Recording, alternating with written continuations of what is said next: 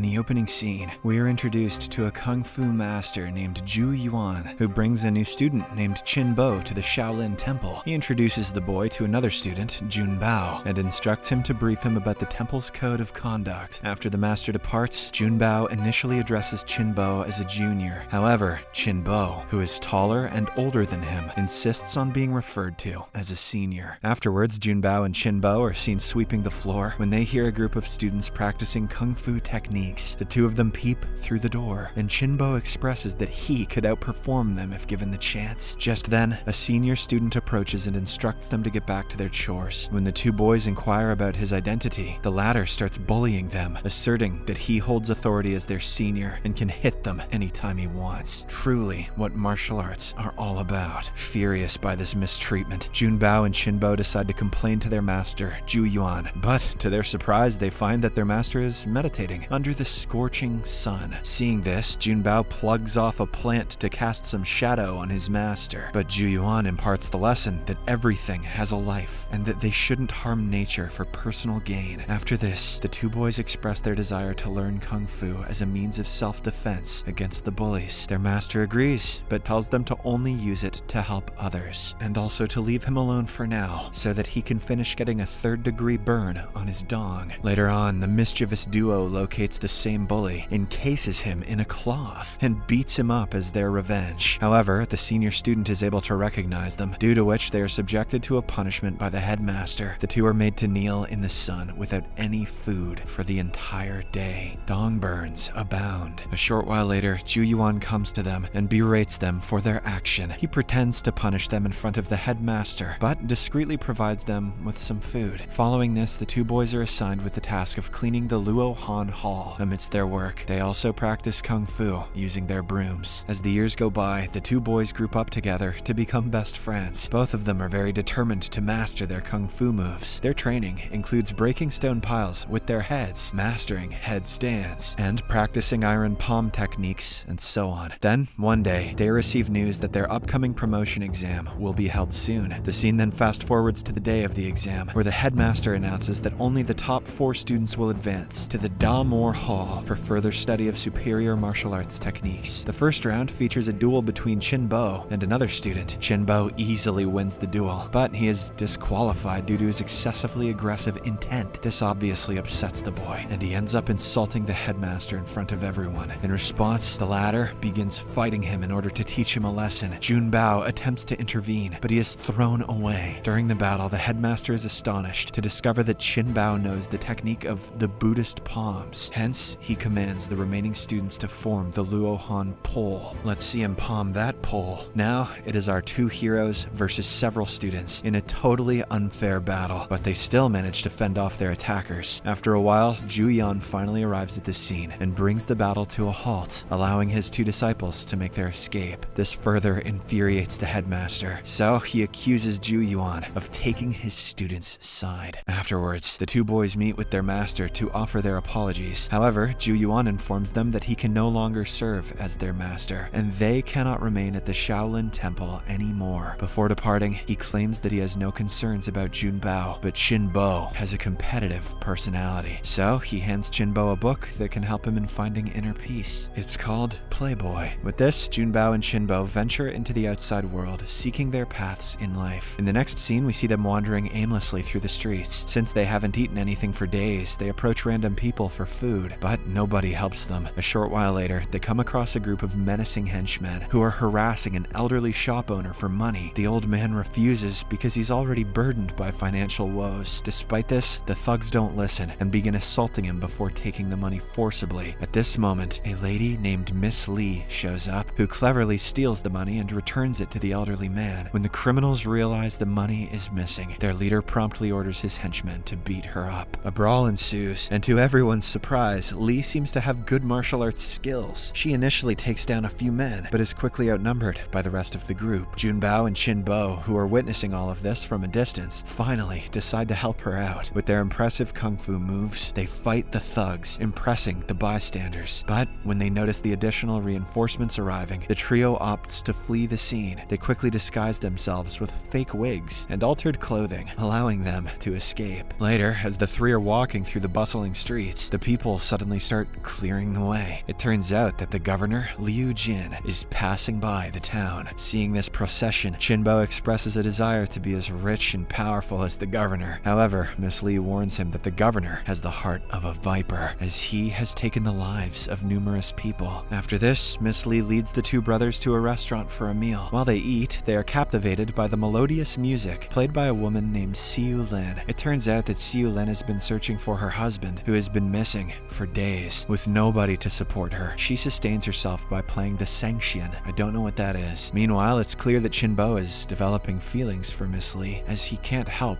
but gaze at her. I think Chinbo is confusing feelings with a half-chub. Shortly after, Liu Jin's sister enters the restaurant with her new boyfriend, who actually turns out to be Siu Lin's missing husband. This revelation enrages Siu Lin, prompting her to get into a brawl with the governor's sister. After a long battle, she gains the upper hand, but her husband, who is eager to please his wealthy new wife, strikes Siu Lin on the head with a stool. This prompts Jun Bao to step in. He takes on some of the governor's sister's bodyguards before making their escape with his group. Following this, the four of them arrive at a hotel where they decide to spend the night. At midnight, Jun Bao and Qin Bo notice a group of rebels who have stolen 300 taels of gold from Liu Jin. The next day, the two come up with an idea to make money. They announce to the townsfolk that anyone can punch them for a cent. They also promise to return 3 cents if they cry out in pain. In response, a man and his boys give them over 100 cents and start beating them up. Those kids will grow up to be shit. However, they endure the beatings without flinching. A short while later, the governor's second-in-command approaches the duo, demanding a portion of their earnings as